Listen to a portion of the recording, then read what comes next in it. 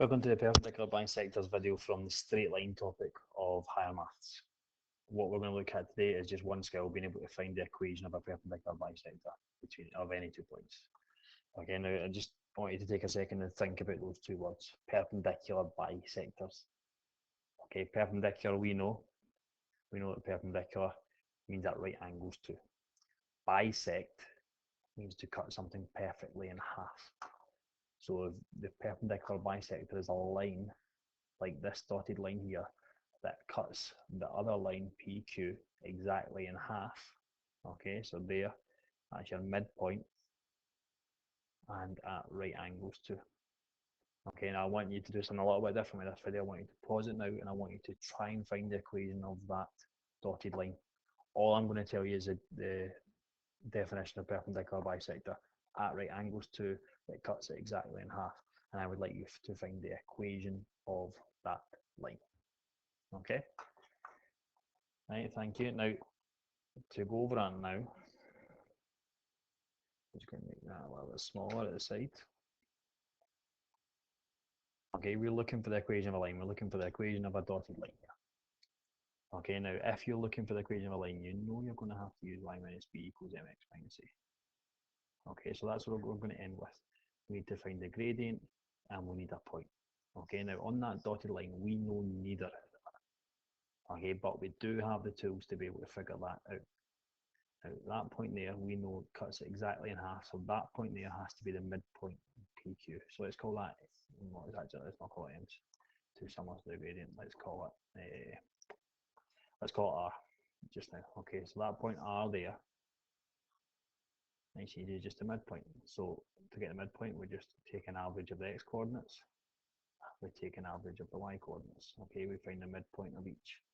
Okay, so therefore R is going to be 6 and 9. Okay, so there is our point on the line. That's as easy as we've got it so far. The gradient we know is this line is at right angles to PQ. So again, we know that if we know the gradient of PQ, we can just flip it and change the sign to get the gradient of a dotted line. So m of PQ is going to be 11 subtract 7 over 10 subtract 2.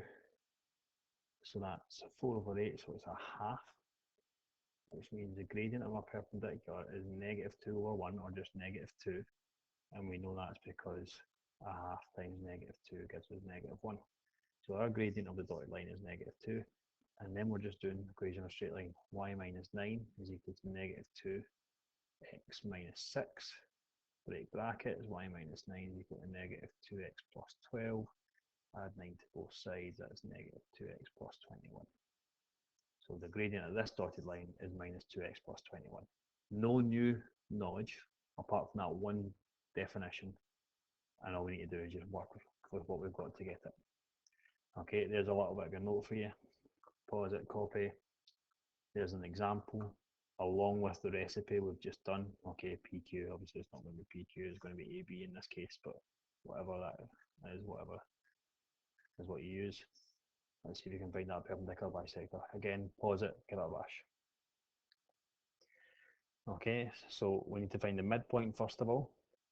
Okay, so if we want the perpendicular bisector, first we need the midpoint. Let's call it AB, let's call it C. So we're going to take an average of the x coordinates and then an average of the y coordinates. Okay, so that means that C is a 0.51. Okay, now we need the gradient of the line that we have, which is AB. So that's going to be negative 3 subtract 5 over 7 subtract 3.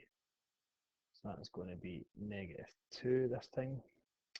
And that means we know the gradient is going to be positive a half, because that's what multiplies by negative 2 to give it negative 1. Okay, so again, we'll find the equation of a line. So we know straight away, or we knew straight away that we were using this equation. We now know the gradient is a half, and we know the point in the line is 5, 1.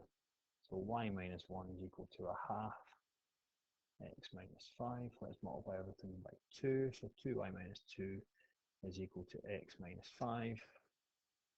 Therefore, 2y is equal to x minus 3 There's your equation of the line. Okay, and if you're finding the perpendicular bisector, it never changes from that. Okay, get your point. There's your recipe, always the same. But even if you know what the words perpendicular and bisector mean, you can figure it out. You will be good enough to do that. You're all sitting in higher maths for a reason. It's because you're good at maths. Okay, let's do it.